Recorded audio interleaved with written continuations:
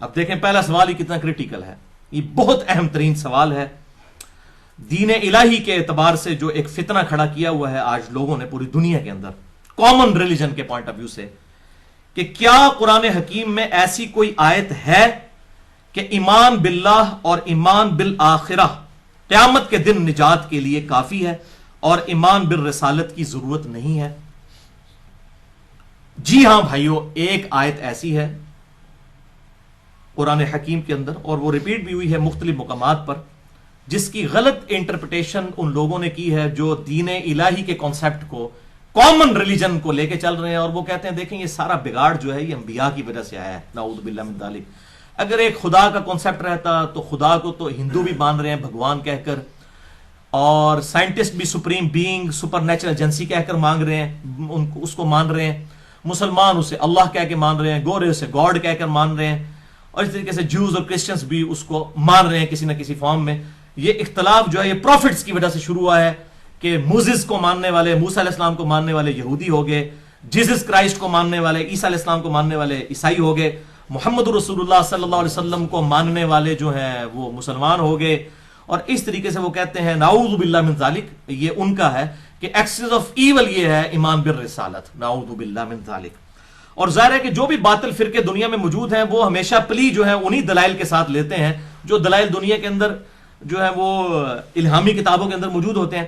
تو اس حوالے سے بھی ایک آیت قرآن میں ہے جسے آؤٹ آف کنٹیکسٹ یعنی سیاق و سباق سے ہٹا کر لیتے ہیں، وہ آیت قرآن حکیم میں سورۃ البقرہ کی ہے، آیت نمبر 62۔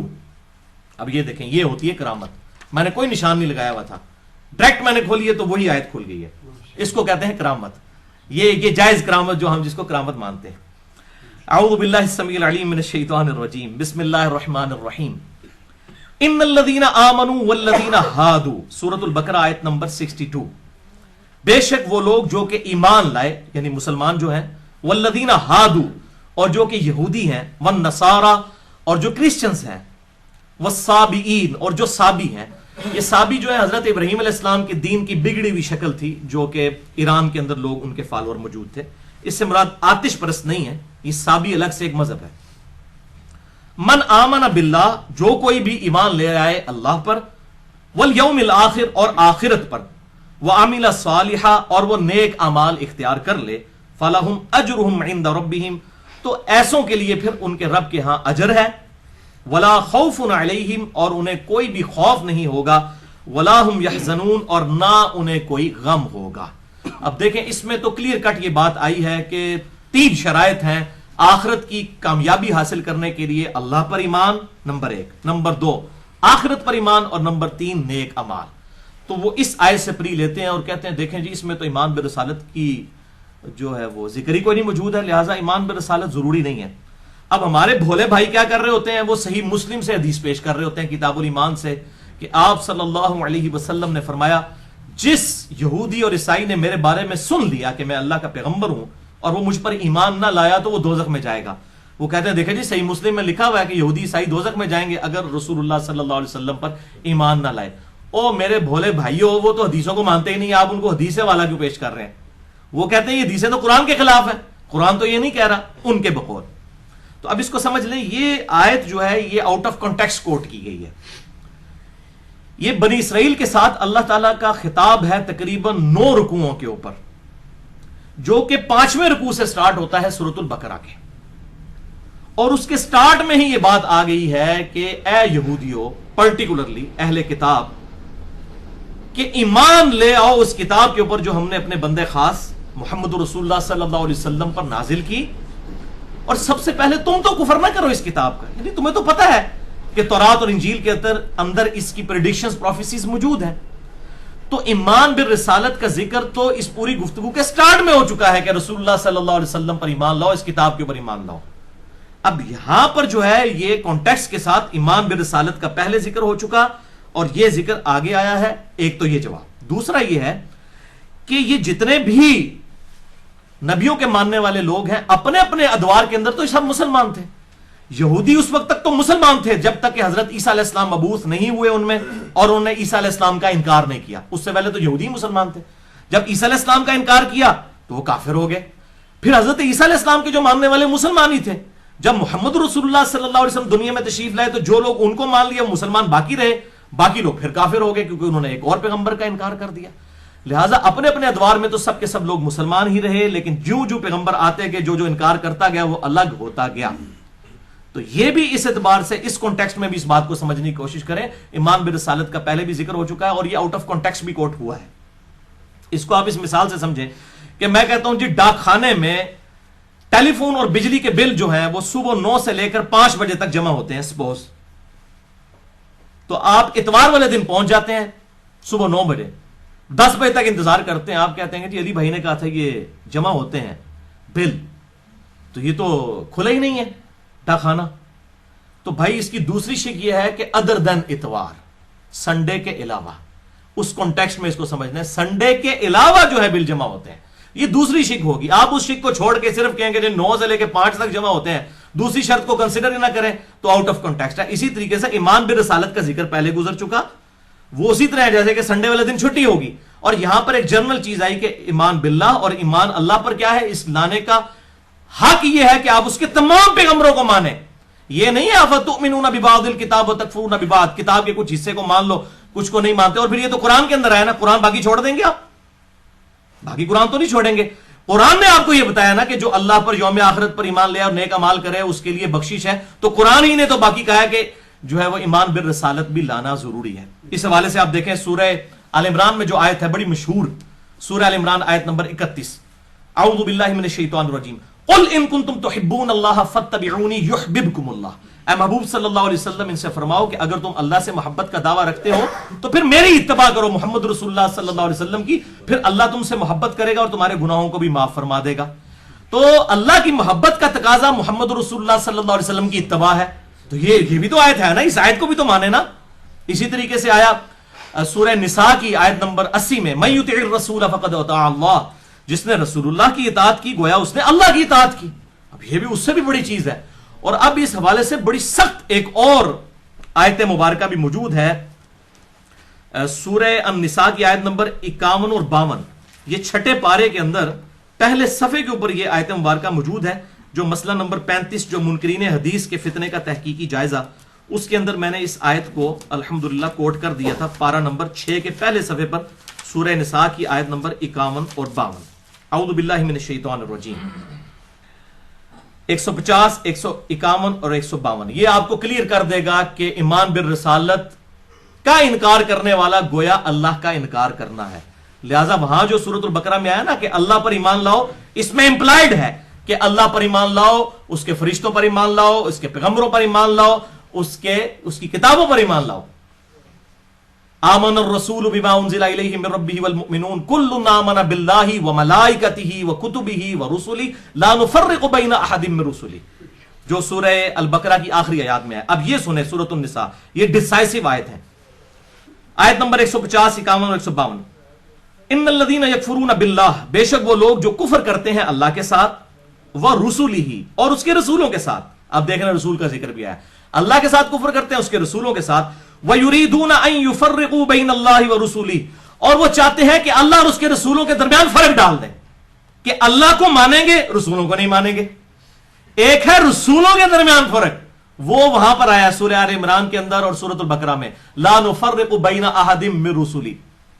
एक है तफरीक करना अल्लाह और उसके रसूल के अंदर, ये है क्योंकि अल्लाह और उसका रसूल एक ऑर्गेनिक होल है, उनकी दावत तो एक है। मैं युतिइर रसूल फक़द अता अल्लाह, अल्लाह और रसूल इन मानों में तो एक है कि दोनों की दावत एक है। वैसे वो खालिक और मखलूक का फर्क तो अपनी जगह है, लेकिन अल्लाह और उसके रसूल में फर्क नहीं कर सकते, उसकी दावत एक है। तो अल्लाह ताला फरमा रहे जो लोग ये चाहते हैं वह युरीदूना अन युफर्रिकू बैन अल्लाहि व रुसुली, कि अल्लाह और उसके रसूलों में फर्क डाल दें, कि अल्लाह को मानेंगे रसूलों को नहीं मानेंगे। ये देखें, ये जो दीन इलाही के जो परस्तार थे उनका रद्द पहले ही कुरान हकीम में हुआ है। कितनी क्रिटिकल आयत है।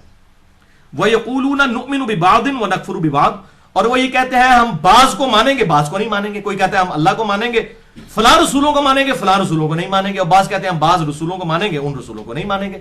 ज्यूज कहते हैं कि हम ईसा अलैहिस्सलाम को नहीं मानेंगे, बाकी पैगंबरों को हम मानेंगे। क्रिश्चियंस कहते हैं कि हम ईसा अलैहिस्सलाम को भी मानते हैं, मूसा अलैहिस्सलाम को भी, मोहम्मद रसूलुल्लाह को नहीं मानेंगे, नाऊज़ बिल्लाह।